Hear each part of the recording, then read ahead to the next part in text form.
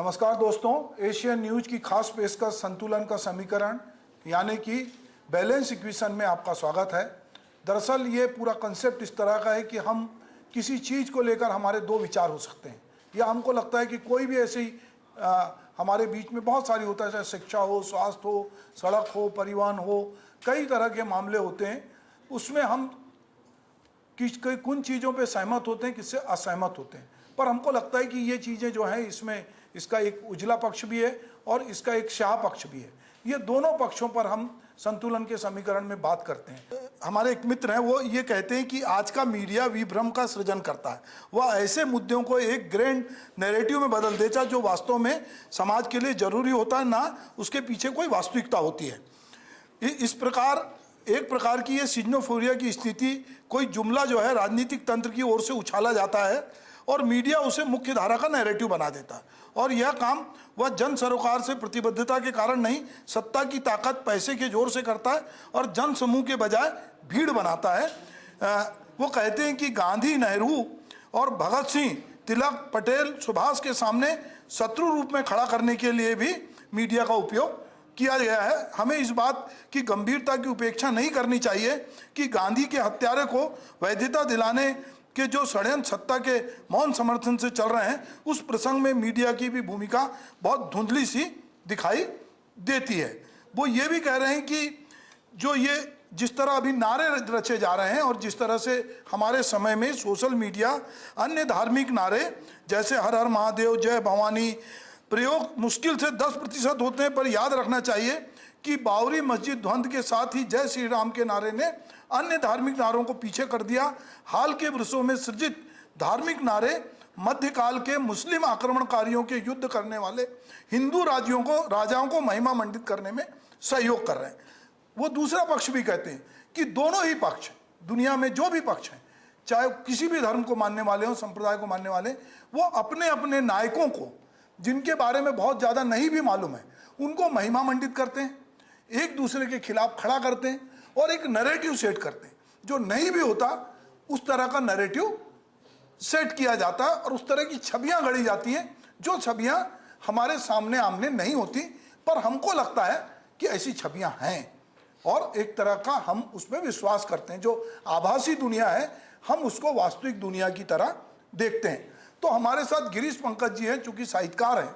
मैंने ये भी इसलिए छेड़ा इसको कि जो नैरेटिव है वो किस तरह से जो है नैरेटिव बनाया जा रहा है, किस तरह से एक चीज़ें सामने होती हैं, उसमें मीडिया और ख़ास करके सोशल मीडिया, चूँकि मीडिया में तो क्या है, जैसे फिल्म है तो उसको सेंसर बोर्ड से गुजरना पड़ता है, अखबार है उसको संपादक की नज़र से गुजरना पड़ता है, पर सोशल मीडिया का कोई संपादक नहीं है। हर आदमी को जो उसका सच लगता है या जो उसने कहीं से सुना है, वो उसको उसमें डालता है और वो ऐसी ऐसी छवियां, नैरेटिव बनाता है और उसमें कई सत्ताएं जो हैं वो इस तरह से शामिल होती हैं कि उनका उसमें कहीं हित छिपा होता है। तो ये हमको देखना है कि क्या हमारे देश में जो सोशल मीडिया है, जैसे कोई बीमारी, इसको इस तरह भी ले सकते हैं, जो बीमारी बहुत बड़ी नहीं, हमारे देश में एड्स को लेके बहुत हल्ला मचा, तो बाद में पता चला कि एड्स के लिए पैसे बहुत आ रहे थे, तो उसका इतना शोर हुआ कि ऐसा लगा इस पूरे देश को एड्स हो गया है और लोग एड्स से बचाव के उपाय पे करने लगे। तो कई बार जो फंडिंग होती है, उस फंडिंग के द्वारा भी एक बड़ा नैरेटिव सेट होता है। गिरीश भाई, सोशल मीडिया को लेकर के बहुत अच्छी चर्चा एशियन न्यूज़ के माध्यम से हो रही है, क्योंकि मैं तो इस दुनिया में वर्षों से हूँ और उसके लाभ मैंने ज़्यादा उठाए हैं। और जो बात अभी सुभाष मिश्र कह रहे थे कि किस तरह से फेक न्यूज़ आती है, फेक नैरेटिव बनाने की कोशिश होती है, इस पर भी मैंने बहुत सारा व्यंग्य लिखा। तो मुझे अपना एक व्यंग्य याद आ रहा था बोलते हुए थे कि ऐसे फेक न्यूज़ सामने आती है कि पता लगा कि एक व्यक्ति आपको सोशल मीडिया में एक न्यूज़ प्लांट कर रहा है कि 1932 में महात्मा गांधी ने वीर सावरकर से मुलाकात हुई थी और उस समय एक अखबार टाइम्स ऑफ इंडिया में इस तरह की बातें छपी थी। तो आपको टाइम्स ऑफ इंडिया भी दिखाई देगा और कुछ में कुछ इस तरह से इम्प्लांट कर देंगे, कुछ लगेगा धुंधला धुंधला सा कि हाँ सही में है, कुछ चित्र को ये जो डीप फेक के माध्यम से भी चीज़ों को जोड़ करके तो ऐसा वातावरण बना दिया जाता है कि लगता है लोग बोलने लगते हैं कि देखो गांधी और सावरकर की मुलाकात हुई थी और ऐसा कहा था, और वो ऐसा वायरल हो जाता है कि एक माहौल बनने लगता है। तो मुझे लगता है कि सारे लोगों को साइबर शिक्षा बहुत ज़रूरी है। साइबर क्राइम हो रहा है तो साइबर शिक्षा भी ज़रूरी है। उसके माध्यम से ये मैं कहना चाहता हूँ कि लोग किसी भी खबर को, व्हाट्सएप विश्वविद्यालय के माध्यम से आई किसी भी खबर को तत्काल न माने। वहाँ जो आपको विजुअल दिख रहा है उसको भी आप सही ना माने। वहाँ जो खबर दिख रही है, अगर कोई टाइम्स ऑफ इंडिया का पेज दिख रहा है या गांधी जी के हरिजन का भी कोई हवाला दे रहा है और कुछ लिखा हुआ है, तो उसको भी सत्य ना माने।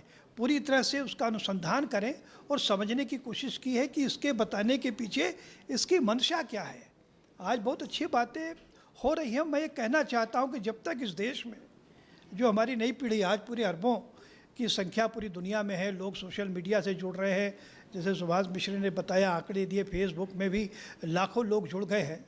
तो हर व्यक्ति के हाथ में मोबाइल है और उसमें बहुत सारे टूल्स हैं, ऐप्स हैं, उसके माध्यम से व्यक्ति अपने अपने हिसाब से उसका इस्तेमाल कर रहा है। लेकिन एक विवेक की कमी होने के कारण, एक चेतना का अभाव होने के कारण वो समझ नहीं पाता कि हमें इस माध्यम का कितना इस्तेमाल करना चाहिए। इस पर मैंने बहुत सारे आर्टिकल लिखे। एक आर्टिकल का मुझे संदर्भ याद आ रहा है कि जैसे डॉक्टर के एक चाकू होता है, एक चाकू है जिससे डॉक्टर ऑपरेशन करता है, मरीज की जान बचा देता है।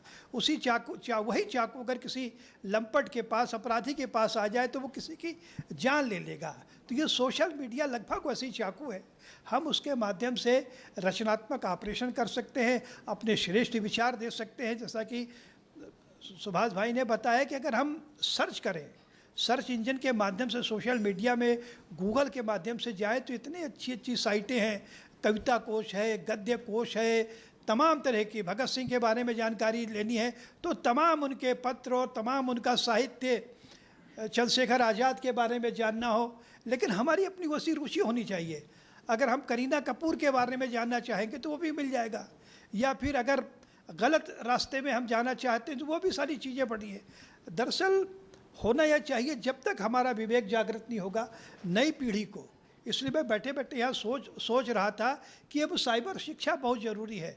हाई स्कूल के बाद, छोटे छोटे बच्चों की बात नहीं करता, मिडिल स्कूल तक के बच्चों को लेने, 10वीं परीक्षा के बाद बच्चों को साइबर शिक्षा ज़रूरी है कि हमारे लिए, हमारे स्वास्थ्य के लिए, हमारी नैतिकता के लिए, हमारे सामाजिक मूल्य के लिए कैसी चीज़ें ज़रूरी है। सोशल मीडिया में हमें कितनी देर रहना है, हमें क्या प्रस्तुत करना है, क्या पढ़ना है, ये सब का जब तक ज्ञान नई पीढ़ी को नहीं दिया जाएगा, इसी तरह की बदमाशियाँ होती रहेंगी। और इस अपराध में लड़कियां भी शामिल हैं, लड़के भी शामिल हैं। हम वर्ग भेद नहीं कर सकते कि कोई लड़कियां ही हमें पटाने की कोशिश कर रही है। अगर कोई लड़की आ रही है सोशल मीडिया में, व्हाट्सएप में, मेरे पास भी बहुत आता है कि हाय क्या हाल चाल है, हैं क्या हाल चाल है, आपके पास समय है, तो मैं फट से ब्लॉक कर देता हूँ।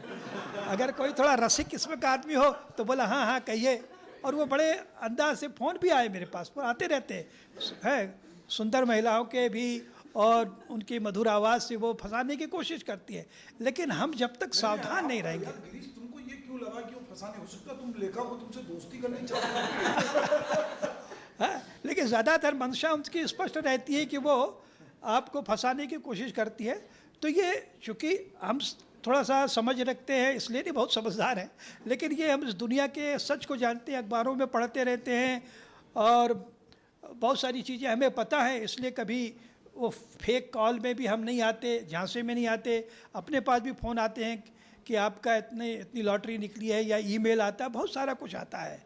लेकिन हमें इस पछड़ में नहीं पड़ना है, हमें सोशल मीडिया का रचनात्मक इस्तेमाल करना है। एक लेखक के नाते मैं अपने व्यक्तिगत अनुभव यहाँ शेयर करना चाहता हूँ। सुभाष मिश्र को पता है कि जब से मैं आया 10-12 साल हो गए सोशल मीडिया में, तो उसका जो लाभ मुझे मिला है, एक लेखक होने के नाते मेरा जो लाभ मिला है वो अद्भुत है। पूरी दुनिया से मैं जुड़ा, बहुत सारे लोग मेरी रचनाएं देखते हैं तो फ़ोन आते हैं, सर आपके गीत को हम गाना चाहते हैं।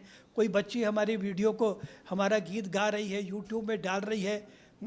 तो ये सोशल मीडिया का एक लाभ भी है। अगर आप ठीक ठाक लेखन अपना कर रहे हैं, आज जैसे सुभाष मिश्र के भी बहुत सारे लेख इधर उधर लोग उठा लेते हैं, कर लेते हैं, तो आपके जो श्रेष्ठ चिंतन है उसको भी स्वीकार करने वाले लोग हैं। लेकिन आप अगर आपकी मंशा ही गलत है तो आप सोशल मीडिया का व्हाट्सएप का, फेसबुक का गलत इस्तेमाल करेंगे, गलत चीज़ें आपके पता लगा, आपके अंदर का एक कट्टर हिंदू जागृत हो गया तो आप दूसरे धर्म को गाली देना शुरू कर देंगे। आपके अंदर का कट्टर मुसलमान एकदम जागृत हो गया तो आप हिंदू धर्म को गाली देने लगेंगे। कबीर ने 600 साल पहले कहा था, वो मुझे लगता है आज भी लाइन सार्थक होती, अरे इन दोनों राह न पाई, हिंदुओं की हिंदुआई देखी तुर्कन की तुर्काई। एक और हम आधुनिक होते जा रहे हैं, साइबर युग में पहुंच गए हैं, लेकिन आज भी लगता है कि हम मध्य युग में पड़े हुए हैं, अपनी अपनी धार्मिक आस्थाओं को लेकर लड़े मर रहे हैं, कट्टर होते जा रहे हैं, छुआछूत लगातार बढ़ता जा रहा है। आज भी जब हम देखते हैं किसी अछूत बच्चे को पानी पीने से रोक देता है, मास्टर मार देता है, तो आज भी एक सामाजिक बुराई लगातार है। तो सोशल मीडिया के माध्यम से अगर हम सारे जो लोग यहाँ आज एशियन न्यूज़ में संतुलन के समीकरण में चर्चा करने आए हैं, तो हम सबका दायित्व है कि घर परिवार के बीच में एक वैज्ञानिक चेतना विकसित करने के लिए हम सोशल मीडिया का इस्तेमाल करें, न कि अपनी यौन कुंठाओं को या अपनी जातीय अस्मिता को लेकर, अपनी धार्मिक कट्टरता को लेकर के उन्माद फैलाने की कोशिश करें। अगर ये सब होगा तो कह सकते हैं, जैसा मैंने शुरू में कहा, कि हमने एक चाकू का इस्तेमाल एक गुंडे की तरह किया है। हमें फेसबुक, ये सोशल मीडिया का इस्तेमाल एक चिकित्सक के रूप में करना चाहिए, जो समाज की तमाम बुराइयां हैं उनको कैसे दूर रख सकें, हम कैसे ऑपरेशन कर सकें। आज फेसबुक में हम कोई चीज़ पोस्ट करते हैं, पूरी दुनिया में वो चीज़ चली जाती है। अगर हम रचनात्मक बात करेंगे, अगर हम गांधी जी के फेक कोटेशन को नहीं, गांधी जी के की सही घटना को, भगत सिंह के सही उद्धरण को कोट करेंगे, तो हमारी बातें दूर तक जाएंगी और एक माहौल बनता है, एक नैरेटिव रचनात्मक बनना चाहिए, विध्वंसक नहीं बनना चाहिए। इस अवसर पर मैं यही कहना चाहता हूँ कि एक अच्छा माध्यम है, क्योंकि मैं व्यक्तिगत तौर पे मैंने उसका अनुभव किया है कि मुझे कितना लाभ हुआ। आज पूरे देश भर में साहित्य की दुनिया से जुड़े लोग मुझे जानते हैं, बाहर के लोग आते हैं और जब कहते हैं कि आपकी चीज़ें हमने पढ़ी है, हम उसका उपयोग करना चाहते हैं, तो मुझे लगता है कि एक माध्यम का मैंने सही इस्तेमाल किया है। ये सोशल मीडिया शब्द बहुत प्यारा है सुभाष भाई। पहले हमारा जो पत्रकारिता थी, विशुद्ध रूप से पत्रकारिता कही जाती थी उसे, फिर बाद में जब ये नेट का युग आया तो वो मीडिया हो गया, और अब जब से ये सारी दुनिया में और भी इंटरनेट की महत्ता बढ़ती गई तो वो सोशल मीडिया आ गया। सोशल मीडिया अर्थ यह है कि पहले हम अनसोशल नहीं थे, मीडिया अनसोशल नहीं था। ये जो सोशल मीडिया है वो समाज को व्यापक तरीके से प्रभावित करता है। अब हर व्यक्ति के हाथ में अगर मोबाइल है जिस पर हम चर्चा कर रहे हैं, तो हर व्यक्ति चाहे तो जन पत्रकार हो सकता है, लोक पत्रकारिता कर सकता है। जो खबर चैनल नहीं दिखाता, एशियन न्यूज़ मान लो कोई न्यूज़ नहीं दिखा रहा है या कोई भी चैनल नहीं दिखा रहा है, हम उसको अपने सोशल मीडिया में, हम अपने यूट्यूब में उसको दिखा सकते हैं। तो कहने का मतलब ये, एक सच को हमारा मोबाइल दिखा सकता है, लेकिन हमारे पास उतनी हिम्मत होनी चाहिए। और अंत में एक बात में बहुत अच्छी साइबर क्राइम की भी बात आई, तो सबसे बड़ी बात यह है कि हमारे पांडे जी ने भी जैसा कहा कि अभिव्यक्ति की आज़ादी हमें मिली है, सोशल मीडिया हमारा फोरम है, लेकिन इसका मतलब ये नहीं है कि आपको सारे अधिकार मिल गए हैं, आप नियम कायदे से ऊपर उठ गए हैं। आपके अकाउंट को हैक किया जाएगा, आपके अकाउंट को फेसबुक ही ब्लॉक कर देगा, और अगर आपने गलत बात लिखी है, समाज की समरसता को ख़त्म करने वाली कोई बात लिखी है, तो आप पर पुलिस कार्रवाई भी कर सकेगी। इससे आप बच नहीं सकते हैं कि हमें व्यक्ति की आज़ादी के नाम पे आप कुछ भी अलगाव पैदा नहीं कर सकते। इसलिए बहुत ज़रूरी है कि जो सोशल मीडिया में हैं सारे लोग, उनको साइबर शिक्षा भी बहुत ज़रूरी है, उसके गुण दोषों को बताना ज़रूरी है कि आप अगर गलत काम करेंगे तो आप पर कार्रवाई भी हो सकती है। अगर जब तक इस देश में इस तरह की शिक्षा नहीं आएगी तो मुझे लगता है इसका दुरुपयोग भी होता रहेगा। और सोशल मीडिया में अनसोशल लोग जब से आए हैं, कुछ लोग आ गए हैं, उसके कारण वातावरण भी खराब हुआ। इसलिए हम सब का भी दायित्व है कि ऐसे लोग अगर व्हाट्सएप में भी जुड़ते हैं तो हम उनको ब्लॉक करें, फेसबुक पे धोखे से कोई ऐसा मित्र बन जाता है जो नकारात्मक है, उसको ब्लॉक करें, उसको अनफ्रेंड करें। तो हमें भी, मुझे लगता है कि जागरूक होने की ज़रूरत है, और इस रचनात्मक फोरम का एक बेहतर इस्तेमाल हम सब कैसे करें, इस हमें भी समझना है और बाकी लोगों को भी समझाना है। बहुत बहुत धन्यवाद गिरीश भाई। हम देखते हैं कि दुनिया के जो बड़े रईस हुए हैं अभी कुछ सालों में, वो ये डिजिटल क्रांति आने के बाद उससे जो जुड़े लोग हैं, उन्हीं ने बड़ा पैसा कमाया। अगर आप पूरी लिस्ट देखेंगे तो आपको लगेगा कि जो नए तरह की तकनीक लेके आए थे, चाहे वो फेसबुक लेके आए हो, चाहे इंस्टा लेके आए हो, उन्होंने एक बड़ी पूंजी कमाई है। एक दूसरी बात है कि सोशल मीडिया का दुरुपयोग जो है भारत में प्रायः सभी राजनीतिक दल करते हैं, और वो सबका एक आईटी सेल है, तो कई बार वो भ्रामक जानकारी फैलाने में भी कोई पीछे गुरेज नहीं रहते। उनको लगना चाहिए कि इससे कुछ ना कुछ हमारा फायदा हो रहा है। जो विदेशी ताकतें, पश्चिमी सैन्य शक्तियां हैं, वो युद्ध को जो है बहुत महिमा मंडित करती हैं, ताकि युद्ध भी एक जैसे कोई बहुत ग्लैमर की चीज हो। अभी मुझे ये लगता है कि एक शब्द आया जिसके बारे में मैं सोचता हूँ कि साथियों ने बात करना था, पोस्ट ट्रूथ, यानी उत्तर सत्य, जिसको 2016 में वर्ल्ड ऑफ द ईयर घोषित करना पड़ा, क्योंकि ये क्या था, ऐसा युग जिसमें वस्तुगत सत्य की जगह काल्पनिक या आरोपित सत्य लोगों की धारणाओं के निर्माण में निर्णायक हो रहे हैं। लोगों की चेतना में मिथ्या धारणाओं को आरोपित करना उनका प्रमुख लक्ष्य है। ये हुआ इस इलेक्ट्रॉनिक और सोशल डिजिटल मीडिया के आने के बाद, कि इस तरह की जिसमें कि जो सत्य नहीं है, जो काल्पनिक है, उसको भी एक सत्य की तरह प्रस्तुत करना। और आज जो है सूचना तंत्र में डिजिटल मीडिया इतनी भयानक शक्ति बन गया है कि कोई भी देश इस पर नियंत्रण करना चाहे। हमारे देश में बहुत बार कानून आए, ऐसा नहीं कि कानून नहीं आए, पर लगातार उसका इतना विरोध होता है कि हमको लगता है कि अभिव्यक्ति की आज़ादी पे हमला है। और कहीं ना कहीं किसी भी तरह का जब भी इस पर रोकने की कोशिश होती है तो कोई ना कोई इसको लेकर बवाल खड़ा होता है। ये हम आए दिन देख रहे हैं। हमारे साथ जो है सुजीत सुमेर हैं, ये एनएसयूआई के स्टेट सेक्रेटरी हैं। मैं चाहूँगा कि सुजीत जो हैं वो अपनी बात रखें। जिस प्रकार सोशल मीडिया की बात हुई, कंटेंट और पैकेजिंग पॉलिटिकल व्यू से इतने मूवमेंट हो रहे हैं पूरे समाज में कि उसको रोक पाना बहुत मुश्किल काम है।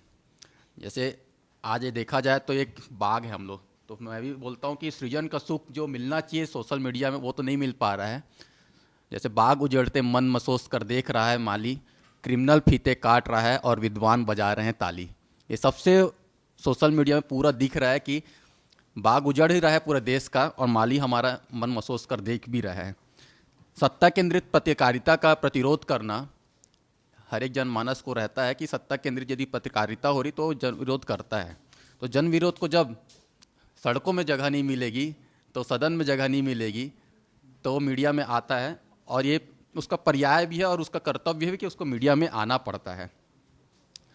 और कुछ बोला जाए कि वल्गरिटी, न्यूडिटी, ऐसे शब्दों से आजकल लोग सेलिब्रिटी बन रहे हैं, लेकिन जो संवैधानिक शब्द हैं, जो साहित्यिक शब्द हैं, उनकी जो रीच है, जो आपको टीच करना सिखाती कि आपको कैसे सीखना है उससे, तो उसकी रीच आपको कभी नहीं मिलेगी सोशल मीडिया में। सोशल मीडिया के चलते तो ठीक कह रहे हो कि पूनम पांडे, राखी सावंत, ये जो नए स्टार पैदा हुए हैं, जो अपनी मौत की भी घोषणा कर देते हैं, शादी भी कई बार कर लेते हैं, तो इनको पता है कि इसमें कैसे सेलिब्रिटी बना जाता है। कुछ लोग गालियाँ ही बकते रहते हैं, तो मगर उनको लोग बुलाते हैं बड़े बड़े आयोजनों में।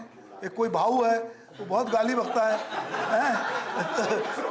तो ये मतलब ये भी है कि लोगों को एक वो मतलब कोई अभी एक जो सांप कटवा रहा था, मतलब कहा जाए सर तो अलगाववाद और अंधराष्ट्रवाद को जितना ज़्यादा बढ़ावा देंगे तो सोशल मीडिया में इलीगल कंटेंट्स तो बढ़ते जाएंगे। अब अलगाववाद और अंधराष्ट्रवाद को बढ़ावा जहाँ से हो तो सरकार केंद्रित ही रहता है, क्योंकि वैसे कंटेंट आ रहे तो सरकार को तुरंत रोक लगाना चाहिए। और जस्टिस में तो इसी का ही प्रभाव पड़ा है कि आज के डेट में जुडिशियरी सिस्टम को यदि कमज़ोर किए हैं तो ऐसे ही कंटेंट ने किया है कमज़ोर। यदि मौलिकता छिन जाती है, अधिकारिता छिन जाती है और कर्तव्यता छिन जाती है कि आदमी इंसान की, और श्रम से उसका नाता टूट जाता है और उसके साधन टूट जाएंगे, तब तो सोशल मीडिया में अपना भड़ास निकालने के लिए घुसे रहता है। और आर्टिफिशियल इंटेलिजेंस उसका भरपूर साथ देता है। जैसे सर बोल रहे थे कि स्मृति की क्षति हुई है, हाँ वाकई स्मृति की क्षति होती है, क्योंकि आर्टिफिशियल इंटेलिजेंस का ऐसा उपयोग होता है कि माइंड से डोपामिन लेवल इतना गिर जाता है कि आदमी एंजाइटी के लेवल से भी पार चले जाता है। आप समझ लीजिए एंजाइटी के लेवल से पार जाना मतलब हो गया, आज तो फिर लगाना है 2 पैक, बस इतने में वो संतुष्ट हो पाएगा। डेटा पॉलिटिक्स, मेटा पॉलिटिक्स और आर्टिफिशियल इंटेलिजेंस की पॉलिटिक्स बहुत बड़ा खतरा है भारत देश के जनता के लिए। और 2047 में जिनको जॉब ढूंढना है वो 2024 में नहीं ढूंढ पाएंगे क्योंकि क्या पता अखंड भारत उस समय अखंड रहता है कि नहीं रहता, क्योंकि भारत के युवाओं को तो निस्तेज कर दिया गया है। जितने तेज भारत के युवाओं में रहता था आज निस्तेज हो चुके हैं। थोड़ा तो तेज लाना पड़ेगा भारत में। आगे कहना चाहूँगा सर कि आईटी में जितने भी 1975 से आज तक की जितनी भी नीतियाँ और समृद्धियाँ हुई हैं, तो एक अनइथिकल वैल्यू में ज़्यादा प्रोस्पेक्टिव वो अर्न कर रहा है। डेटा पॉलिटिक्स के मामले में भारत बहुत ख़राब स्थिति में, जो साइंटिफिक डेटा साइंटिस्ट के पास सुरक्षित रहते थे, आज एक्टिव सर्विलांस के चक्कर में भारत की सारी चीज़ें बिक चुकी है। ये डेटा ही पूरे भारत की जो जान होती थी, जिसे भारत विश्वगुरु कहलाता था, आज भारत के पास वो डेटा नहीं रह पा रहे हैं। दुख होता है कि इस श्रम को जब साधन नहीं मिल पाता, और जब ये ऐसा डिटेक्टिव सिस्टम है, मतलब जासूस सिस्टम है, जो आपके ऊपर एकदम एक्टिव लीड कर रहा है, तो आप उसको कैसे बचा पाएंगे?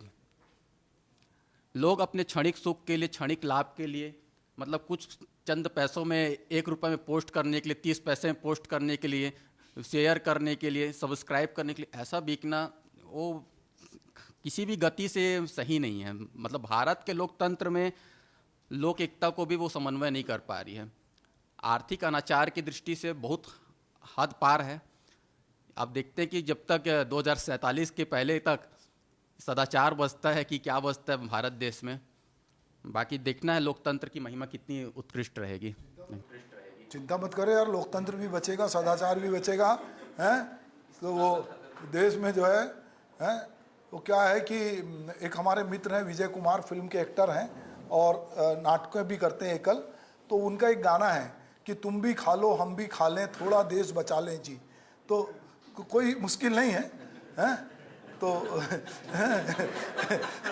तो कोई नहीं, इसमें कोई बहुत परेशान मत हो, देश बचेगा, देश बहुत सालों से बचा हुआ है, बचा रहेगा। चलिए हम अपने बात करते हैं युवा साथियों से, जो ये हमारे पीएससी की तैयारी कर रहे हैं, विशाल सोना जी और अविरल जो हैं, ये दोनों से हम बारी बारी से बात करेंगे।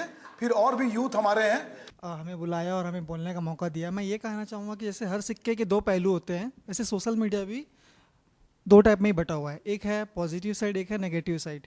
पॉजिटिव साइड बोले तो जैसे आज का जो हमारे से स्टूडेंट है, उसको हर सुख सुविधा नहीं मिल पाती पढ़ने के लिए, कोचिंग प्रोवाइड नहीं है, टीचर्स प्रोवाइड नहीं है, तो वो यूट्यूब के माध्यम से पढ़ सकता है, फ्री में अवेलेबल है हर कुछ सोशल मीडिया में। इसकी पॉजिटिव साइड है।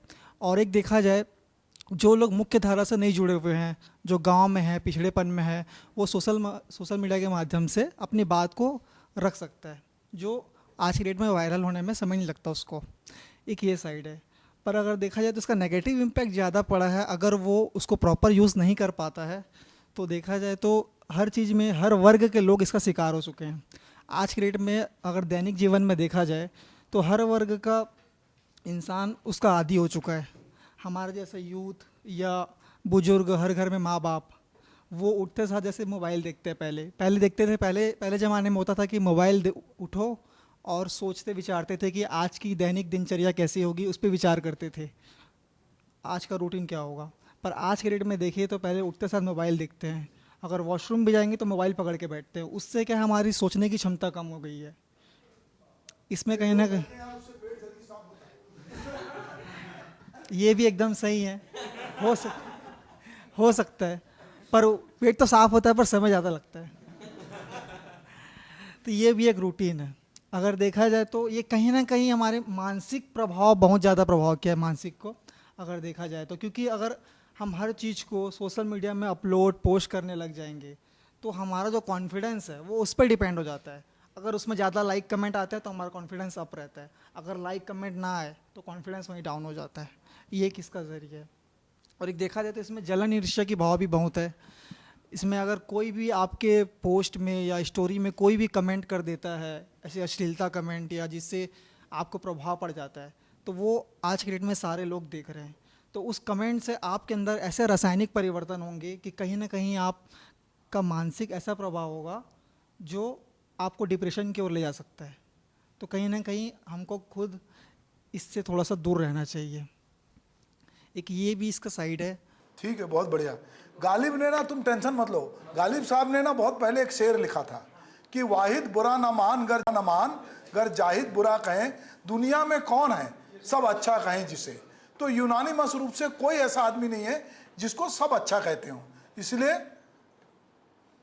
गालिब ने एक और भी शेर कहा है कि हम जानते हैं जन्नत की हकीकत। गालिब सोशल मीडिया के लिए भी अगर वो होते तो यही लिखते कि हम जानते हैं जन्नत की हकीकत गालिब, दिल को बहलाने के लिए ख्याल अच्छा है। अब मान लो मेरी कोई महबूबा नहीं है और मुझे आभासी दुनिया में 20 महबूबा मिल रही है, तो मुझे क्यों नहीं लगेगा मैं सबकी फोटो पे दिन भर लाइक लाइक लाइक हैं? क्या है? अब बहुत बढ़िया, बहुत खूबसूरत लग रही हो, ये लग रही हो, लग रही हो, मेरा टाइम पास हो रहा है। लोगों को तुम ये सोचो, अभी चलो इसका एक पॉजिटिव बात करें। जो लोग ये चौकीदारी करते हैं रात में, जो रात में बैठते थे, मैंने बहुत लोगों से बात की, उनके पास पहले क्या होता था, ठंड में ठिकुरते बैठे हैं, आग ताप लिए या कंबल ओढ़ के बैठे, उनके पास किसी तरह का कोई मनोरंजन नहीं था।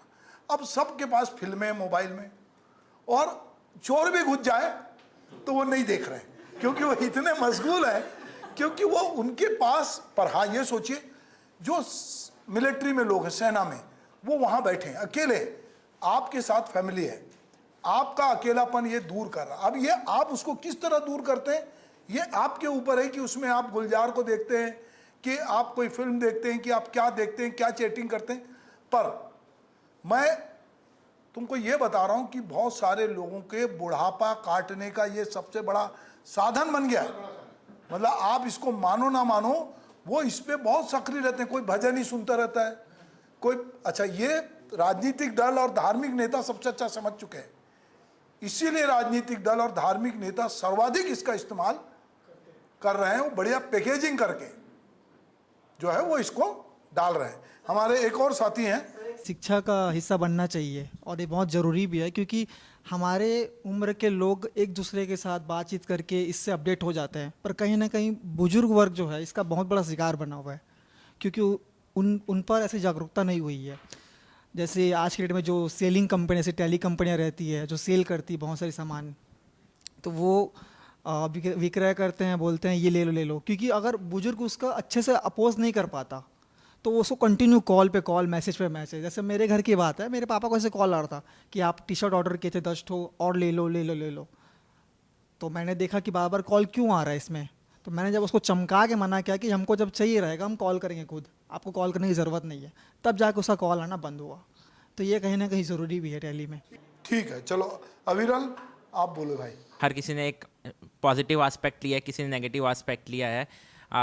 मैटर ये होता है कि आज का डेट जो है ना वो कहीं ना कहीं दिखावे का दुनिया हो गया है, सबको दिखाना जरूरी है। एक टाइम ऐसा था जब खाना खाने से पहले लोग भजन करते थे, भगवान को याद करते थे, है ना, मतलब भोजन गीत गाया जाता था। आज हम लोग फ़ोटो खींचते हैं, पहले फ़ोटो खींचते हैं, अपलोड करते हैं, बाद में फिर सोचते हैं चलो अब खा लेते हैं, या खाने के बाद में एक दो और खा लिया, उसके बाद में आता है अरे यार फ़ोटो तो खींचे ही नहीं है, अच्छा खाना आया, इतना इतना पैसा दे रहे हैं, फ़ोटो खींच लेते हैं।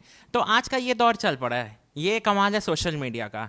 मेरा मानना ये रहा है हमेशा से, क्योंकि मैं इतिहास पढ़ाता हूँ, पीएससी में इतिहास में पढ़ाता हूँ, प्लस और भी बहुत सारे, क्योंकि मैं समाजशास्त्र का भी स्टूडेंट रहा हूँ, तो मैंने अपने अध्ययन में पाया है और खोज में पाया है कि कहीं ना कहीं क्या हो रहा है कि समाजीकरण जिस तरीके से हो रहा है, पहले जो तरीका था समाजीकरण का, अब वो पूरा बदल चुका है, विभेदीकरण आ चुका है समाजीकरण में। हो क्या रहा है, पहले समाजीकरण कौन करता था, हमारे मम्मी पापा दादा दादी, ये सब समाजीकरण, इवन डेट की मेरा जो समाजीकरण हुआ है मेरे माता पिता के थ्रू हुआ है। लेकिन क्या आजकल के बच्चों का समाजीकरण हो रहा है उनके माता पिता से? क्या आजकल के माता पिता को उनके पास उतना समय है कि अपने बच्चों का समाजीकरण करे? नहीं। जो प्राइमरी सोशलाइजेशन के जो एजेंट्स हैं वो अब हो रहे हैं चेंज। पहले जो माता पिता दादा दादी होते थे अब वो नहीं रह गए, अब वो क्या हो गया, सिर्फ मोबाइल।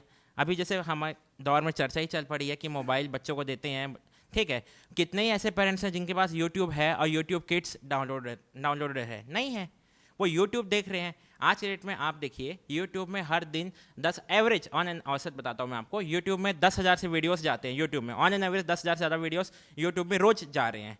कई लाख चैनल है यूट्यूब में, ऑन एन एवरेज 1,000 से ज़्यादा डोमेन्स वेबसाइट्स रजिस्टर हो रहे हैं गूगल में। अब आप देखिए फ़िल्टर कहाँ से करें, ना गूगल इसको फ़िल्टर कर पा रहा है, ना फेसबुक इसको फ़िल्टर कर पा रहा है, ना यूट्यूब इसको फ़िल्टर कर पा रहा है, क्योंकि नॉलेज का वो जो खजाना, जो डेटा का खजाना आ गया है, उसको फ़िल्टर करना बड़ा मुश्किल है। तो फ़िल्टर कौन करेगा? आप ही हम में से देखिए, हम ना जाने इतने सालों में ना जाने कितने हज़ार वीडियोस, देखो 100 का तो मैं बात ही नहीं कर रहा हूँ, मैं हज़ारों वीडियोस की बात कर रहा हूँ। हम कई हज़ार वीडियोस पिछले कई सालों में, अगर मैं मोटा माटी मानूँ तो पिछले 10-12 साल में सोशल मीडिया का क्रेज़ बहुत ज़्यादा भारी हुआ है। उससे पहले तक नहीं था इतना भयंकर। उस टाइम से अब तक हम कई हज़ार वीडियो देख चुके हैं ऑन एन एवरेज। ऐसे कितने वीडियो हुए हैं जो हमको पसंद आए हैं, और ऐसे कितने वीडियोस हुए हैं जिनको हमने लाइक किया है, या ऐसे कितने वीडियोस जिनको हमको नहीं पसंद आया और हमने उसको रिपोर्ट किया है। क्योंकि सोशल मीडिया किस बेस में काम करता है, फिल्टर, आप रिपोर्ट करते हैं उनको। आप कोई भी पसंद वाले वीडियोस को आप रिपोर्ट नहीं करते, ठीक है, या जो ना पसंद आया उसको आप रिपोर्ट नहीं करते। आप रिपोर्ट नहीं करते, वो फिल्टर नहीं होता, वो फिल्टर नहीं होता, वो आपके बाद किसी और को पूछता है, फिर किसी और को पूछता है। तो फिल्ट्रेशन का जो प्रोसेस है ना, वो बड़ा मुश्किल है सोशल मीडिया में। अब इसका सॉल्यूशन मैंने बहुत सोचा, इसका सॉल्यूशन क्या हो सकता है। तो आप देखिए कि संचार का जो माध्यम है ना, अब तो थोड़ा तेज हो गया है, पहले थोड़ा सा धीमा था। पहले कहा कि न्यूज़पेपर थे पहले, तो देखिए संचार का माध्यम पहले भी था, अब भी है। पहले ऑल इंडिया रेडियो था, बाद में दूरदर्शन आया, पहले भी न्यूज़पेपर थे, अभी भी न्यूज़पेपर है। बस क्या हो रहा है पता है, वो जो निकलने का जो माध्यम था ना, जो पब्लिश करते थे न्यूज़पेपर या फिर जो रेडियो में रहते थे, उनका जो समाजीकरण था ना, वो एक ऐसे एजेंट के थ्रू, एजेंट्स बोला जाता है सोशोलॉजी में, वो थे उनके माता पिता जिनका समाजीकरण हुआ, जो करते थे। आज के डेट में वो नहीं रह गया है ना। आज के डेट में तो आप या तो मोबाइल्स का समाजीकरण कर रहा है बच्चों का, माँ बाप का समय नहीं है, या तो आपके घर में जो काम करने आ रही है वो कर रही है उनका समाजीकरण। तो आप कहाँ से उस बच्चे को बता पाओगे कि कौन सा कंटेंट सही है, कौन सा कंटेंट गलत है। आपने उनको नैतिक शिक्षा दी नहीं है। सबसे बड़ा अगर मैं बोलूँ, मैं थोड़ा सा गांधीवादी विचारधारा साइड ज़्यादा झुका रहता हूँ मैं, तो आपका नैतिक शिक्षा का पूरा पतन है, नैतिकता का पतंग है। आप खुद देखिए ना, अगर आप 11वीं 12वीं के बाद में या फर्स्ट या सेकंड ईयर के बाद में अगर आप सिर्फ एक लड़की के कपड़े उतारने में अगर आपका गिर जाता है, अगर आप कपड़े उतार देते हैं, इसका मतलब आपका समाजीकरण हो ही नहीं सही। मतलब आपको इस चीज़ की ज़रूरत कब से पड़ने लगी? आपके पास इतने दोस्त हैं, यार हैं, नाते हैं, रिश्ते हैं, आप चाहे तो बात कर सकते हैं। भारत की आबादी पहले 50 करोड़ थी, धीरे धीरे 80 करोड़ हुई, 100 करोड़ हुई। जब 50 करोड़ आबादी थी तब लोगों को जरूरत नहीं पड़ी थी कि सोशल मीडिया में कोई दोस्त ढूंढे। आज तो आबादी इतनी ज़्यादा है, इतने कॉलोनीज बसे हैं, इतने लोग बसे हैं, लेकिन हमको आदत कैसे लगी कि हम सोशल मीडिया में जाके दोस्त ढूंढें वर्चुअली, जबकि आपके क्लास में बच्चे हैं, आपके कॉलोनी में बच्चे हैं, हर जगह आपको लोग मिलेंगे। लेकिन हमने क्या हुआ है, हमारा समाजीकरण ही गलत हुआ है। बच्चों के टाइम से हम समाजीकरण गलत करते आ रहे हैं। बच्चे टाइम से हम उनको पकड़ाया मोबाइल। बच्चा क्या सीखेगा मोबाइल में? थोड़ा देर बड़ा होगा, मिडिल स्कूल हाई स्कूल में जाएगा, मम्मी पापा मेरे को मोबाइल चाहिए। अब वो स्कूल जा रहा है, तब तक वो समाजीकरण उसका स्कूल में जैसे हो रहा है वैसे हो रहा है। घर में आया फिर मोबाइल, फिर पढ़ रहा है, फिर मोबाइल में पढ़ रहा है ऑनलाइन। इसका मतलब ये है, एक तो पहली बात जो डाटा है वो फिल्टर नहीं है, दूसरी बात हम फिल्टर कर भी नहीं पा रहे हैं, और तीसरी बात हम रोक भी नहीं पा रहे हैं, क्योंकि राइट टू प्राइवेसी। अब बच्चा ये बोल रहा है मेरा तो प्राइवेसी है, हम आपका मोबाइल चेक नहीं करते, आप हमारा मोबाइल चेक ना कीजिए। ये चलते आ रहा है, मैं आपको बता रहा हूँ। ये जो बेसिक जो है ना डिफरेंस, वो मैं आपको बता रहा हूँ कि क्यों गलत हो रहा है। नैतिक शिक्षा ही नहीं है हमारे पास, हमको बताया ही नहीं गया क्या सही है क्या गलत है, किन चीज़ों की तरफ आपको भागना है, किन चीज़ों की साइड आपको नहीं भागना है। तो ये चीज़ों का बहुत बड़ा कमी मेरे को देखने मिल रहा है। और मैं तो यही मानता हूँ कि अगर आप नैतिक शिक्षा देते हैं, अगर जैसे हम यूथ हैं, मेरी तो शादी नहीं हुई है, खैर कभी होती है, या फिर हम में से जो भी यूथ हैं, हमारे आने वाले जनरेशन को हम थोड़ा टाइम देके नैतिक शिक्षा दे। हम खुद बोले कि यार भगवत गीता है, रामायण है, या फिर आपका जो भी धार्मिक की किताब है, दर्शन की किताब है, आप उनकी तरफ थोड़ा सा रुझान दे। ये नहीं बोलता कि सोशल मीडिया यूज़ ना कीजिए, कीजिए, सोशल मीडिया यूज़ कीजिए, कोई डाउट नहीं है। लेकिन आपका अगर पर्सनालिटी ऐसा बनता है कि आप ये सब जितने भी जो गलत चीज़ें बांटी जा रही है सोशल मीडिया में, अगर आप उसके तरफ ईजिली इन्फ्लुएंस होते हैं, तो भैया आपने एक तो गलत आदर्श दिए हैं, आपका समाजीकरण गलत तरीके से हुआ है। और चूंकि वो एक जो दाना जो बोया जाता है ना, अगर वो गलत बोया गया है, सीधी सी बात है, एक बीज जो गलत बोया गया है मन में बच्चे के, वो जब अंकुरित होगा, विस्फोटित होगा, तो वो वैसे ही गलत जाएगा ना। आपने बचपन से उसको गलत चीज़ें को सिखाया है, वो गलत ही है। ठीक है अविरल, मेरा कहना है कि जो नैतिकता की बात अपन कर रहे हैं, पहले क्या होता था कि नेताओं के फोटो बिकते थे, अभी नेता बिक जाते हैं, तो हम उनकी फोटो खरीद के नहीं लाते हैं। बात हम ये देख रहे हैं कि जब पूरे समाज में एक नैतिक पतन चारों तरफ हुआ है, पूंजी का प्रभाव बढ़ा है, तो हम जब नैतिकता की बात करते हैं, तो जो आदमी नैतिकता की बात करेगा तो वो उसको भी तो नैतिक होना पड़ेगा ना। अभी हमारे वैल्यूज सब तरफ जो है, हम किसको महिमा मंडित कर रहे हैं इस समय? हम क्या कहते हैं, जो मान लो चलो तुम राजनीति से जुड़े हुए हो, किसी पार्टी को कोई तोड़ देता है, विधायक खरीद लेता है, तो वो चाणक्य हो जाता है हमारे समय में। मतलब हमने हमारे वैल्यू सिस्टम बदले ना, तो हमने उन मूल्यों को स्वीकार किया। हमको लगता है बहुत चालाक, अच्छी बात है, सत्ता में साम दाम दंड भेद सब चलता है, हम ही लोग बोलते हैं। तो हमने जो आदमी हमारे घर में, मान लो एक आदमी है, वो नौकरी करता है, ईमानदारी से आता जाता है, वो कोई पैसे नहीं कमाता, उसके बच्चों को उस पर वो नाज नहीं हो, कहते साले गधा, इसके साथी तो बहुत कमा रहे हैं। हमारे वैल्यू सिस्टम बदले। तो जब आप नैतिकता की बात करते हैं ना, बात सही बोल रहा हूँ कि हमारा जो सामाजिकरण होना चाहिए वो नहीं हो रहा है। पर अब हमारा सामाजिकरण कौन कर रहा है? सोशल मीडिया कर रहा है। एक कल मैं तुमको हंसोगे तुम, एक मुझे मैं मेरा यहाँ का सबसे बड़ा डॉक्टर मेरा दोस्त है, शुगर थायराइड का, तो उससे मेरे को जो भी दवाई लेता हूँ। पर बहुत लोग ज्ञानी हैं जिन्होंने कोई पढ़ाई नहीं की है, पर वो भी आके ज्ञान पेल देते हैं। तो कल एक महिला ने मुझे ज्ञान दिया कि आप जो खाते हो ना उसको 65 बार चबाया करो, समझे? 65 बार उसको चबाने से, क्योंकि उसको YouTube से ज्ञान मिला है। तो आज सुबह मुझे पता नहीं, मैं तो गिरीश जानता, मैं थोड़ा सटायर करता हूँ, लिखता पढ़ता हूँ। तो आज मेरी मिसेस ने मुझे जब जैसी रोटी दी तो मैंने उसको बोला, इधर आने यार, मैं कितनी बार चबा पाता हूँ। तो मैं 5-6 बार के बाद मेरे को लगा, अरे नहीं भैया, दांत जवाब दे रहे हैं। तो बात सुनो, इस समय हमारे घर की रसोई बदल गई है। देखिए, जो हमारे घरों में अब क्या बन रहा है, YouTube पे अपन जाओ तो बोलते एक नई रेसिपी बनी है। अभी दादी की रेसिपी, माँ की रेसिपी एक तरफ हो गई, अभी YouTube की रेसिपी से आपके घर में रसोई बदल रही है। आपका इस तरह से सामाजिकरण हो रहा है, समझ गए आप? तो चलिए हम अभी चलते हैं। हमारे और 3 साथी युवा हैं, तिलक जो हैं, तिलक नाथ जी, मैं उनसे बात करूंगा, फिर नमन है और फिर भावेश है। आप सभी को वंदे मातरम। और संतुलन का समीकरण में इतना अच्छा विषय रखा गया, इसके लिए मैं सुभाष सर का भी धन्यवाद करता हूँ। दरअसल सोशल मीडिया जो है, इसको मैं इस सदी का एक उपहार मानता हूँ। हमारे तो सनातन संस्कृति हो, हमारी परंपराओं में लोग समय के साथ बदलते रहते हैं, यही परिवर्तन का नियम है, यही डार्विन का लॉ है। अब हम ऐसा तो नहीं कहेंगे, हमारे यहाँ तो दवाई भी बिकता है तो लोग उसका उपयोग भी करते हैं, कई लोग नशे के रूप में दुरुपयोग भी करते हैं। उपयोग और दुरुपयोग किसी व्यक्ति पर निर्भर करता है। और दूसरी बात, अगर सोशल मीडिया का उपयोग की अगर मैं बात करूंगा तो मुझे इस सदी का उपहार इसलिए लगता है क्योंकि जो व्यक्ति लाखों रुपए देकर किसी के यहाँ पढ़ नहीं सकता, किसी बड़े एकेडमी में नहीं पढ़ सकता, वो यूट्यूब से पढ़कर पास हो रहा है। ऐसे बहुत लोगों को मैं जानता हूँ जो वहाँ से पढ़कर पास हुए हैं। और अगर मैं सोशल मीडिया की बात करूँ तो सोशल मीडिया के, जैसे मैं एक स्टूडेंट लीडर हूँ, छात्र नेता हूँ, तो कई सारे मुद्दे ऐसे हैं जो अधिकांश मीडिया ने नहीं उठाए। वैसे मुद्दों को हमने सोशल मीडिया पे उठाया, लाखों फॉलोअर्स हुए, और सिर्फ फॉलोअर्स ही नहीं, उस मुद्दों को सरकार ने भी माना। और अगर सोशल मीडिया की एक और मैं आपको उपलब्धता बताता हूँ कि सोशल मीडिया भी बहुत सभी ने बताया कि आर्टिफिशियल इंटेलिजेंस जो है आ रहा है, वो भी तो एक ह्यूमन ने ही बनाया है। समय के साथ हमको बदलना पड़ेगा। एक समय था जब बैलगाड़ी चलती थी, आज बुलेट ट्रेन चल रहा है, वंदे भारत चल रहा है। अब हम ऐसा तो नहीं कहेंगे कि आप बुलेट ट्रेन को, बैलगाड़ी को हटा के आप उसकी रोजगार खा रहे हैं, ऐसा नहीं है। हमें समय के साथ बदलना पड़ेगा। और सोशल मीडिया आज के डेट का बहुत बड़ा उपहार है। मैं किसी पूंजीपति का बेटा नहीं हूं, उसके बावजूद मैं आज 50 से 60 हज़ार रुपये महीना सिर्फ सोशल मीडिया से कमा रहा हूं। इसलिए मैं सोशल मीडिया का पूर्ण रूप से बहुत समर्थन करता हूं। सोशल मीडिया आज के डेट में जिनकी बात कोई नहीं सुनता था, कश्मीर में बैठे हुए व्यक्ति की बात अगर आज गुवाहाटी में बैठा हुआ व्यक्ति सुन रहा है, एक लोगों को जोड़ कर रखने का काम सोशल मीडिया कर रहा है। और रही बात दुरुपयोग की, अगर मैं अगर IAS बनना चाहता हूँ, IPS बनना चाहता हूँ, तो मैं देख रहा हूँ यहाँ से यहाँ तक कॉलर माइक लगा के मैं गुंडों को नहीं पकड़ रहा हूं, मैं महिलाओं को किडनैप करने वालों को नहीं पकड़ रहा हूं, मैं सिर्फ ट्रैफिक कंट्रोल कर रहा हूं। क्योंकि ट्रैफिक कंट्रोल करना आज देश की इतनी बड़ी मुद्दा है कि IAS और IPS ऑफिसर कर रहे हैं, कोई साधारण ट्रैफिक वाला नहीं कर पाएगा। इससे लोग सोशल मीडिया का मैं दुरुपयोग समझता हूं कि दुरुपयोग ये IAS IPS लोग कर रहे हैं। और सोशल मीडिया से लोग डरे हुए इसलिए क्योंकि साइबर सेल में मुझे लगता है कि इंटेलिजेंट लोग नहीं है कि क्या नहीं है, उसको सॉल्व नहीं कर पा रहे हैं। छोटे से ID का हैक कर देता है कोई, तो उसको सॉल्व 3 महीने में नहीं कर पाते। मैंने कई लोगों को 2 दिन में करवा दिया। इसलिए धन्यवाद, एशियन न्यूज़ ने बहुत अच्छा मुद्दा उठाया। जय जोहार, जय छत्तीसगढ़।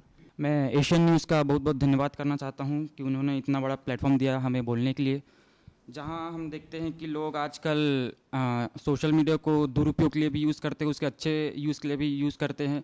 तो देखा जाए कि सोशल मीडिया आज के समय पे वर्चुअल वर्ल्ड बन गया है, जहां पर लोग के साथ कुछ भी दुष्ट क्रम हो रहा है तो उसे सोशल मीडिया पर डाल देते, ताकि अगर पुलिस प्रशासन द्वारा या फिर किसी और प्रशासन द्वारा उस पर रिलीफ नहीं मिल रहा तो कम से कम एटलीस्ट सोशल मीडिया के तरीके से या तो फिर सोशल मीडिया के जरिए उन्हें रिलीफ मिले। मैं एक ये चीज़ बोलना चाहूँगा कि यहाँ छत्तीसगढ़ पुलिस प्रशासन द्वारा भी एक ऐसा निर्णय लिया गया है जहाँ वो अपने अपने डिस्ट्रिक्ट में एक ऐसा चैनल बना रहे हैं या तो फिर पेजेस बना रहे हैं जहाँ पर वो वीडियो बना के ये लोगों को जागरूक करते हैं कि आप हेलमेट पहनिए, आप सीट बेल्ट लगाइए, आप कम स्पीड पे बाइक चलाइए। वैसे ही उन्होंने एक अच्छा प्लेटफॉर्म जारी किया व्हाट्सएप पे, जिसमें उन्होंने ये बोला कि आप इस नंबर पे व्हाट्सएप करिए कि अगर कोई भी व्यक्ति गलत तरीके से बाइक चला रहा है या तो फिर गलत स्पीड से बाइक चला रहा है तो आप इसमें वीडियो डाल के आप व्हाट्सएप कर दीजिए, हम इसके ऊपर कार्रवाई करेंगे। तो एक देखेंगे तो अच्छे तरीके से ये उपयोग किया जा रहा है सोशल मीडिया का। और वहीं मैडम ने जैसे कि बताया कि ट्रस्ट इशू आजकल बहुत ज़्यादा हो रहे हैं, तो वैसे ही आजकल टेलीग्राम चैनल्स बन गए हैं जहाँ पर लोग जैसे बोलते कि हाथी के जो दांत दिखाने के कुछ और खाने के कुछ और होते हैं, तो वैसे ही अब अभी के समय पर आप देखेंगे तो ट्रेडिंग बहुत ज़्यादा प्रचलित हो रहा है, तो उसमें आप देखेंगे कि अलग अलग चैनल्स बन रहे हैं जहाँ पर लोगों को बोला जाता है स्क्रीनशॉट, सर ने जैसे बताया कि स्क्रीनशॉट लेके वो डाल देते हैं अपना प्रॉफिट वगैरह, और उन्हें बोलते हैं कि प्रीमियम चैनल ज्वाइन कर लीजिए और उसके बाद आपको लाखों रुपए का प्रॉफिट होगा।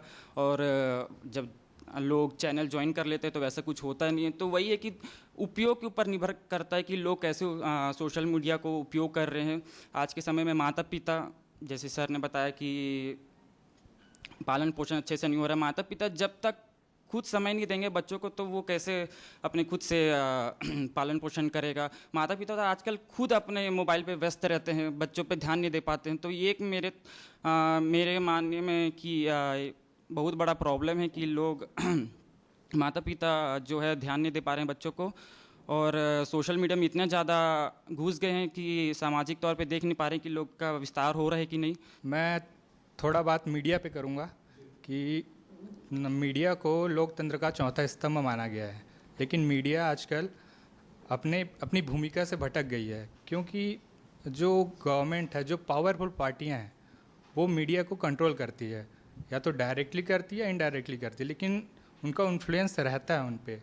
और जहाँ तक बात किया जाए सोशल मीडिया का, सोशल मीडिया एक तरीके से इन्फॉर्मेशन फैलाने का आजकल जरिया बना हुआ है, और जो कि अच्छा भी है और बुरा भी है।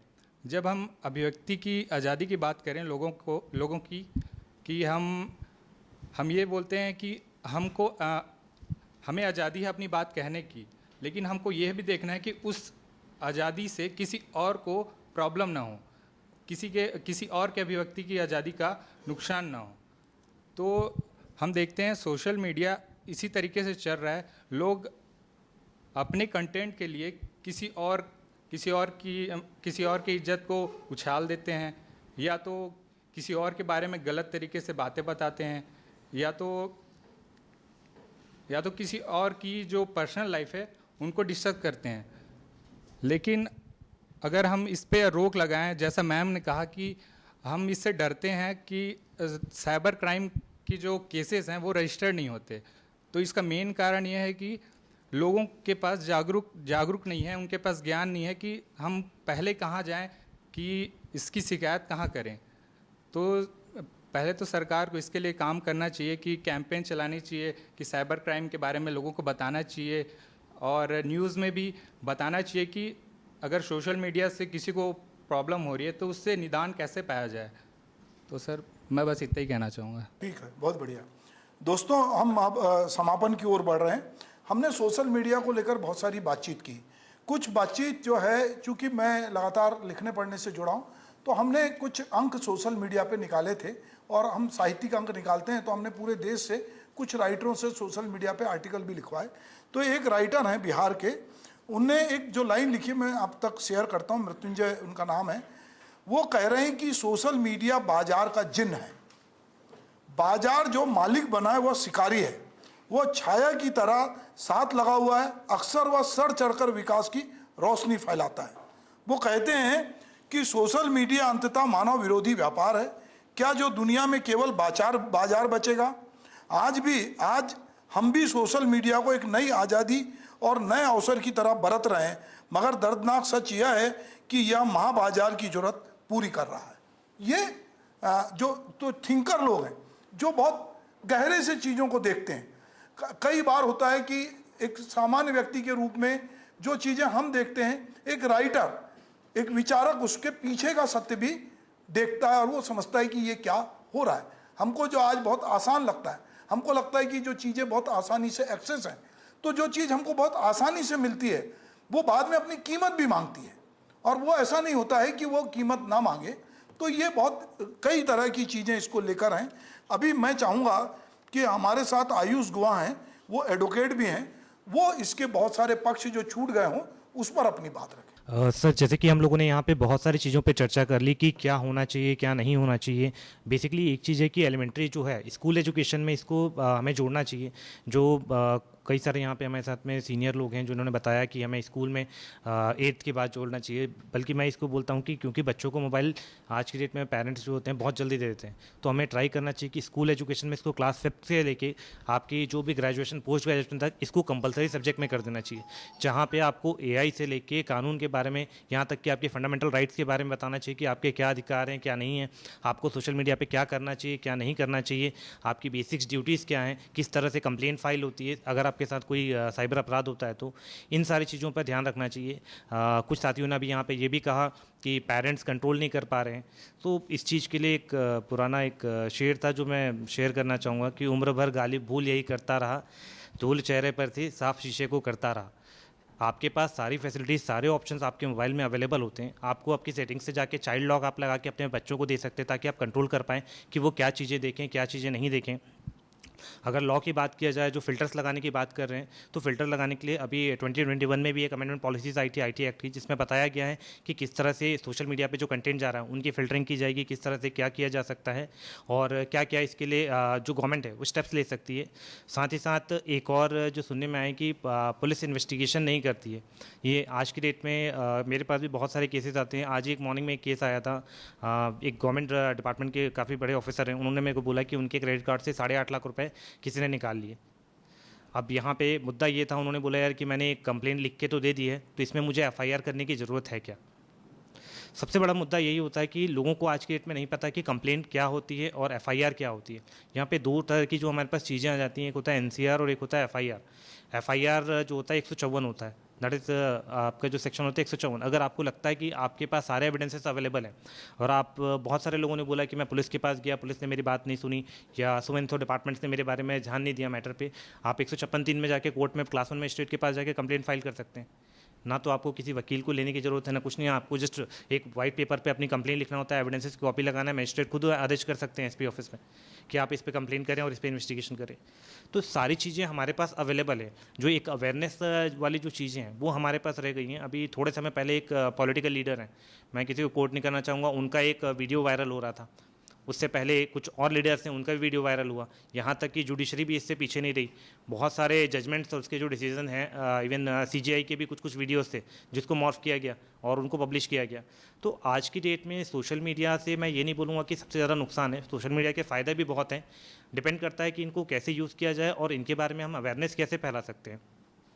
गवर्नमेंट को चाहिए कि हर एक डिस्ट्रिक्ट में इसके लिए कुछ कोऑर्डिनेशन सेंटर्स बना दें, या इसकी स्कूल या कॉलेजेस या जो स्टेट यूनिवर्सिटीज़ हैं वहाँ पे साइबर के एक जैसे कि जब हम लोग ग्रेजुएशन कर रहे थे तब एक कंपलसरी सब्जेक्ट होता था कि 32 डिपार्टमेंट्स में से आपको किसी न किसी एक डिपार्टमेंट का, आपके डिपार्टमेंट को छोड़ के किसी एक डिपार्टमेंट का एक सब्जेक्ट अडॉप्ट करना होता था। तो वहाँ पे उसी अडॉप्शन की पॉलिसी को लाना चाहिए और साइबर सिक्योरिटी को जो होता है उसको कंपलसरी कर देना चाहिए, ताकि आपको पता रहे कि आपके लीगल राइट्स क्या हैं, आप क्या कर सकते हैं। एक और चीज़ जो थी ट्रेडिंग रिलेटेड जो होती है, और एक घर से जॉब करने वाला जो आ रहा है कि आप घर बैठे बैठे कमा सकते हैं। आज की डेट में सबसे ज़्यादा जो लोगों के पास फ्रॉड उसके केसेस मेरे पास आ रहे हैं, उसमें यही होता है, लोग बताते हैं कि सर हमारे पास आया कि आपको एक लिंक आएगी, इस पर आपको रिव्यू करना है। रिव्यू करने के बाद क्या होता है, उसकी एक लिंक के आपको 50 रुपये मिलेंगे, 100 रुपये मिलेंगे, सो एंड सो करके उनको अलग अलग तरह की चीज़ें बताई जाती हैं। बट होता क्या है, थोड़े समय बाद उनको बोलते हैं अब आपको ये प्रोडक्ट परचेज करना है। इसी तरह का 2 दिन पहले एक केस आया मेरे पास, जिसमें एक सेल्स मैनेजर थे कंपनी के, उनसे 8.5 लाख रुपये की ठगी हो गई और अब उनको बोला जा रहा था कि आप 2.5 लाख रुपए GST का अमाउंट पे करोगे तब आपको ये पैसा मिलेगा। तो चीज़ें ऐसी हो गई हैं। और नोटिस में लिखा हुआ था कि सो एंड सो एक कंपनी है जो कि US में रजिस्टर्ड है, जिसका आपको GST भरना है। तो बहुत सारी चीज़ें हैं जो आपको पता होना चाहिए, जैसे कि अगर आपको चेक करना है कोई कंपनी रजिस्टर्ड है या नहीं है, आप MCA की साइट पे जाकर चेक कर सकते हैं। आपको किसी कंपनी का GST पे करना है या कुछ करना है, आप उसके डिटेल जो होते हैं E-फाइलिंग्स पे जाकर चेक कर सकते हैं। तो यहाँ पे मुद्दा केवल अवेयरनेस का है कि आपके पास अवेयरनेस है या नहीं है। और सबसे इंपॉर्टेंट चीज़ है, जब भी आपके साथ कोई भी क्राइम होता है, इफ़ इन केस अगर फाइनेंशियल फ्रॉड है, तो NPCI करके एक वेबसाइट है, आप NPCI में जाके तुरंत अगर उसकी कंप्लेन करते हैं, 4 घंटे के भीतर अगर आप कंप्लेन कर लेते हैं, तो आपके पैसे के रिटर्न होने के चांसेस 99.99% होते हैं।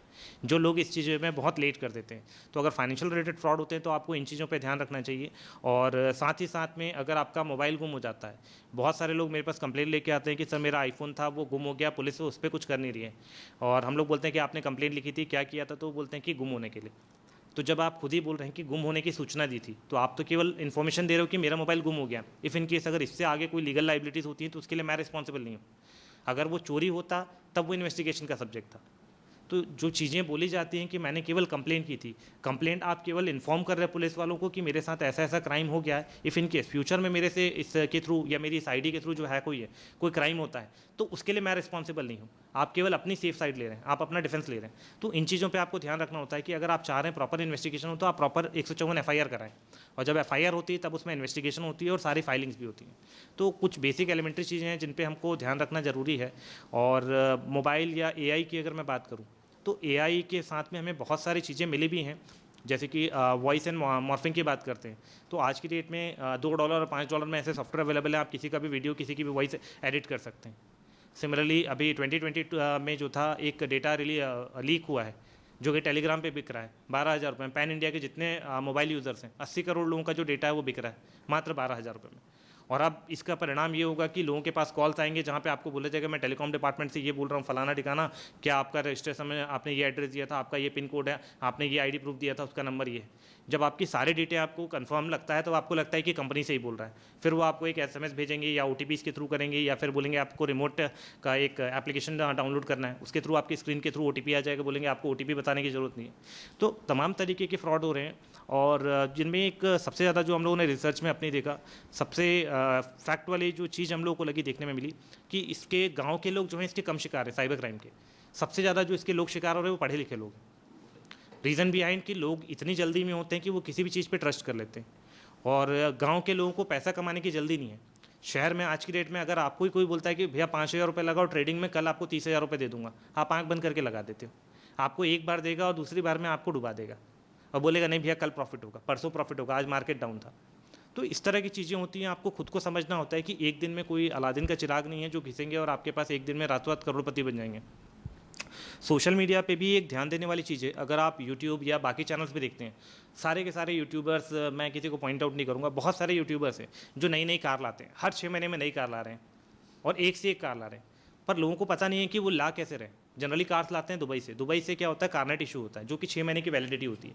इस 6 महीने के बाद उनको कार और उसको वापस करना होता है, जैसे हम रेंट पे लेते हैं, तो वो चीज़ें दिखा के वो तो कमा ले रहे हैं और उनके चक्कर में जो युवा हैं वो उनके पीछे भाग रहा है कि सोशल मीडिया से इसने इतना पैसा कमा लिया, इतना जो बोलना चाहिए सोशल मीडिया पे चमक दिखा रहा है। तो आपको रियलिटी पे भी फोकस करना चाहिए, इन चीज़ों पे भी ध्यान देना चाहिए। अगर एक रात में या कोई केवल सोशल मीडिया के थ्रू अगर एक रात में करोड़पति बन जाता तो आज की डेट में हिंदुस्तान में हर एक के पास इंटरनेट है। जो एक जुमला वाली बात हुई थी वो भी बोलूँगा, हर एक के अकाउंट में 15 लाख रुपये होते और प्रैक्टिकली अगर ये चीज़ बोला जाए तो 15 लाख प्रैक्टिकली मिल भी सकते हैं अगर आपका सही यूटिलाइजेशन अगर आप कर लेते हैं सोशल मीडिया का। आज की डेट में अगर ट्रेनिंग इनका बताया जाए, जैसे एक भैया जो बता रहे थे कि मैं ट्रेनिंग देता हूँ पीएससी चैनल के लिए, मटेरियल आपके पास इतना सारा अवेलेबल है, आप चाहें तो अपनी एक कंपनी रजिस्टर कर सकते हैं। आज डेट में वर्चुअल एड्रेस टाइप की चीज़ें भी आपके पास अवेलेबल है, बहुत सारी फैसिलिटीज़ हैं। आप चाहें तो किस तरह का रोजगार जनरेट नहीं कर सकते हैं, आप चाहें एआई के थ्रू आप कंटेंट राइटिंग कर लीजिए। न्यूज़ एंड मीडिया में आज की डेट में राइटर्स की बहुत रिक्वायरमेंट होती है, आप चाहें इनको सर्विसेज दे सकते हैं part time as an editor, as an writer या ब्लॉग राइटर, या बहुत सारी चीज़ें जिसमें पेमेंट्स आपको मिल सकती हैं। लीगल मामले में अगर बोला जाए तो हम लोग को लीगल रिसर्च में बहुत मदद मिलती है। कोई भी केस आता है हम लोग पुराने केसेस की हिस्ट्री आज की डेट में इंटरनेट के थ्रू चेक कर लेते हैं। हाई कोर्ट के कई साल पुराने केसेस है उसको देख लेते हैं। जैसे मेरे पास एक केस था अभी 84 का, 1984। अब 84 के जजमेंट्स में जो चाहिए थे, तो आज की डेट में हमारे पास ई कोर्ट सर्वर्स जो है यहाँ पे सारा डेटा अवेलेबल होता है। तो थिंग इज़ दैट कि आप उसको कैसे इस्तेमाल कर रहे हैं वो इम्पॉर्टेंट है, और इसके लिए किसी एक पर्टिकुलर उसको एजेंसी को बोलना है कि ये काम नहीं कर रही, वो काम नहीं कर रही है, ये मैं मानता हूँ कि थोड़ा गलत है, क्योंकि गलती आपकी भी है और क्योंकि डिपार्टमेंट के पास रिसोर्सेज नहीं होते। मैं बहुत पहले मैं डिपार्टमेंट्स में भी ट्रेनिंग देता था, अभी मैं बहुत सारे गवर्नमेंट के सेंट्रल गवर्नमेंट के डिपार्टमेंट्स में ट्रेनिंग देता हूँ, ग्रुप ए ग्रुप बी के ऑफिसर्स को। तो हम लोग वहाँ पे देखते हैं सबसे बड़ी जो एक इशू देखने के लिए मिलता है इन्वेस्टिगेशन और सारी चीज़ों में, वो ये है कि उनके पास रिसोर्सेज कम है। वो बोलते हैं कि सर हमारे पास मैन पावर इतनी कम है और हमारे पास केसेस इतने ज़्यादा है, हम कहाँ तक जाएंगे। बीच में मैंने एक उनसे मिला था, एक इंस्पेक्टर से मिला था, वो बता रहे थे कि साइबर के जो केसेस हैं इसमें सर हमारे पास बोलते हैं डेली 8 से 10 केसेस आ जाते हैं, और बोलते हैं एक केस को इन्वेस्टिगेट करने के लिए अगर हमारी टीम बाहर जाती है तो 70 से 80 हज़ार रुपये का खर्चा हो जाता है। हफ्ते 10 दिन वहाँ रहते हैं, रेंटिंग करना, ताम झाम, और गवर्नमेंट इतने फंड्स देते नहीं, और हर एक केस के लिए वो इतने मैन पावर भी नहीं कि कर पाएँ। तो सबसे इंपॉर्टेंट चीज़ है कि आप जब तक खुद अवेयर नहीं होंगे तब तक ये केसेस बढ़ते रहेंगे। और सबसे जो मेन चीज़ है आधार कार्ड और इससे रिलेटेड जो भी फ्रॉड हो रहे हैं आज की डेट में, कोई भी मांगता है आप लोग सबसे पहले आधार कार्ड निकाल के देते हो। गवर्नमेंट ऑफ इंडिया की भी गाइडलाइन है ये चीज़ है कि आपको आधार कार्ड देना मैंडेटरी नहीं है, अनलेस एंड टिल आप किसी गवर्नमेंट पॉलिसी के लिए वो ना कर रहे हो। फिर भी आप कहीं पे भी जाएंगे, होटल्स में जा रहे हैं, कहीं पे भी जा रहे हैं, आप अपना आधार कार्ड दे देते हैं। तो आप जब तक खुद को अवेयर नहीं करेंगे तब तक चीज़ें नहीं हो पाएंगी। आपके लीगल राइट्स के लिए भी आपको अवेयर होना पड़ेगा और साइबर रिलेटेड पॉलिसीज़ के लिए भी आपको अवेयर होना पड़ेगा।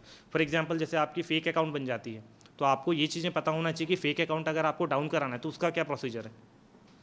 इंटरनेट पे अगर आप लोग सारी चीज़ें देखते हैं, सब कुछ अवेलेबल है, बट आपको देखने की ज़रूरत है। But the thing is that कि लोगों का मानना ये है कि मैं इस चीज़ों पे